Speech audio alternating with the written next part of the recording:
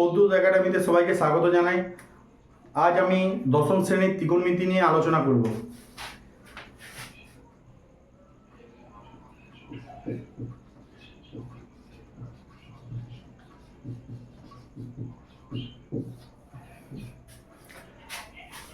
ত্রিকোণমিতি হচ্ছে সমকোণী ত্রিভুজ নিয়ে আলোচনা। আমাদের এখানে শুধুমাত্র ওই একটি ত্রিভুজ নিয়ে আলোচনা হবে, সেটা হচ্ছে সমকোণী ত্রিভুজ। তোমরা বাল্যকালে শিখেছ ত্রিভুজের অনেকগুলো ভাগ রয়েছে। বাহুভেদে ত্রিভুজকে তিন ভাগে ভাগ করা হয়: সমবাহু ত্রিভুজ, সমদ্বিবাহু ত্রিভুজ এবং বিষমবাহু ত্রিভুজ।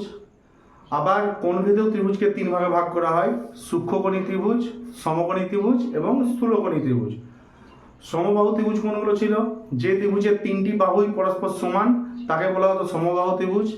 আবার যে ত্রিভুজের দুটো বাহু পরস্পর সমান তাকে বলা হচ্ছিল সমদ্বিবাহু ত্রিভুজ। আর যে ত্রিভুজের তিনটি বাহুর দৈর্ঘ্য পরস্পর আলাদা সেই ত্রিভুজটাকে বলা হচ্ছিল বিষমবাহু ত্রিভুজ। মানে যার সাথে যে ত্রিভুজটাতে তিনটে বাহুর কোনোটার সাথে কোনোটাই মিল থাকবে না, যেমন 6, 7, 8 এই জাতীয় আর কি। আর কোণভেদে যখন ত্রিভুজগুলো আমরা আলোচনা করেছিলাম সেটা ছিল, প্রথমে ছিল সূক্ষ্মকোণী ত্রিভুজ। যে ত্রিভুজের তিনটি কোণই সূক্ষ্মকোণ সেটা ছিল সূক্ষ্মকোণী ত্রিভুজ। যে ত্রিভুজের একটি কোণ সমকোণ সেটা ছিল সমকোণী ত্রিভুজ। আর যে ত্রিভুজের একটি কোণ স্থূলকোণ সেটা স্থূলকোণী ত্রিভুজ। তা আমাদের ওই পাঁচটা ত্রিভুজ নিয়ে আলোচনা করে কোনো লাভ নেই। আমাদের এখানে মেন খেলা চলবে সমকোণী ত্রিভুজ নিয়ে।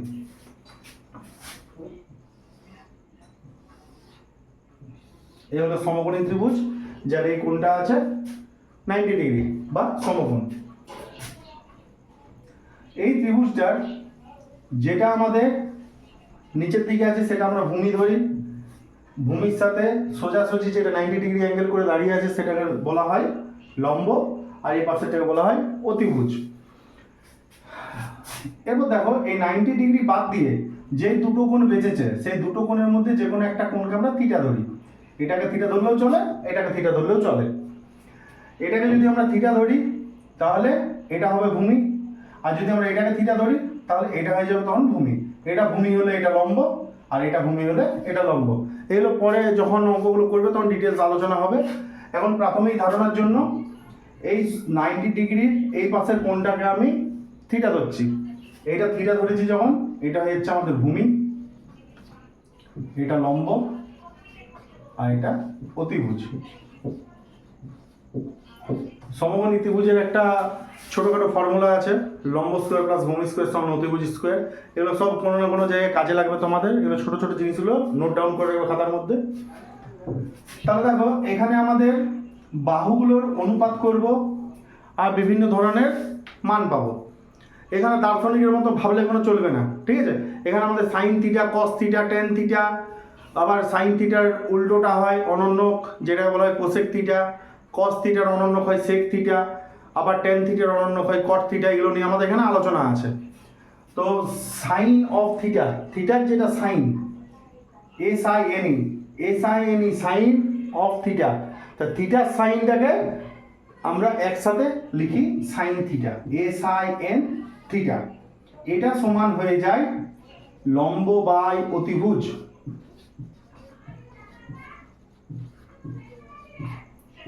নাম দিয়ে দিচ্ছি ABC। তাহলে কি লেখা যাবে? AB by AC। এটা হয়ে গেল আমাদের সাইন থিটা। এবার তুমি ভাববে থিটা মানে হচ্ছে একটা অ্যাঙ্গেল, যে অ্যাঙ্গেলটা 30 ডিগ্রি, 40 ডিগ্রি, 45 ডিগ্রি কিছু একটা মান আছে। SIN এর তো কোনো অস্তিত্ব নেই নর্মালি। তাহলে সেই সাইনের সাথে যখন থিটাকে আমি ঢুকে দিচ্ছি তখন চলে আসছে লম্ব বাই অতিভুজ, দুটো বাহুর অনুপাত। তাহলে এখানে কোণ ছিল, এখানে বাহুর অনুপাত চলে এলো। এটা কীরকম হয়ে গেল? এত সব দার্শনিকের মতো ভেবে কোনো লাভ নেই, ঠিক আছে? লম্ব বাই অতিভুজ করলে চলে আসবে সাইন থিটা, সরাসরি মনে রাখবে। কস থিটা, কস থিটার ফুল ফর্ম হচ্ছে কোসাইন অফ থিটা, সেটা শর্টে লেখা হয় কস থিটা। সেটা সমান হয়ে যায় ভূমি বাই অতিভুজ।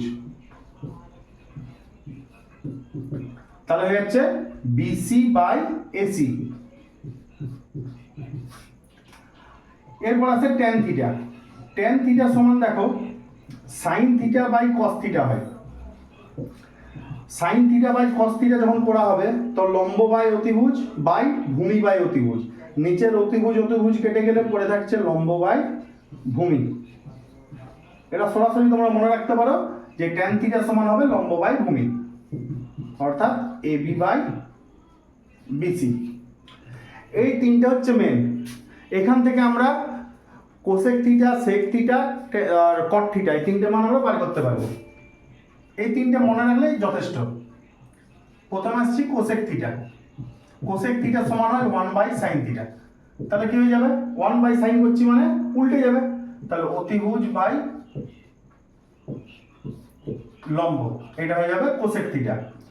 সেক থিটা সমান হচ্ছে একই রকম ভাবে কস থিটার উল্টো, তো সেক থিটা সমান 1 বাই কস থিটা, তাহলে হয়ে যাবে অতিভুজ বাই ভূমি।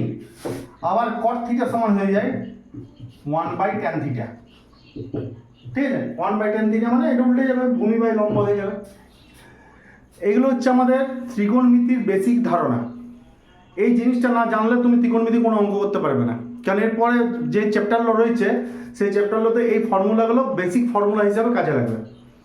ত্রিকোণমিতিতে তোমাদের মাধ্যমিকে 10+ মার্কস থাকে, আর এইটা হচ্ছে স্কোরিং পার্সন। এই জায়গাটা থেকে তুমি ভালো মার্কস তুলতে পারবে। অতএব এগুলো খুব ভালোভাবে একটু দেখবে। আমি ত্রিকোণমিতির নেক্সট দিন তোমাদের কিছু রুলস লিখে দেবো, এই সাইন 30, কস 30, সাইন 45, ট্যান 60 এই জাতীয় যে মানগুলো রয়েছে সেই মানগুলো নিয়ে আমি একটা ভিডিও বানিয়ে আপলোড করব। ঠিক আছে, ধন্যবাদ।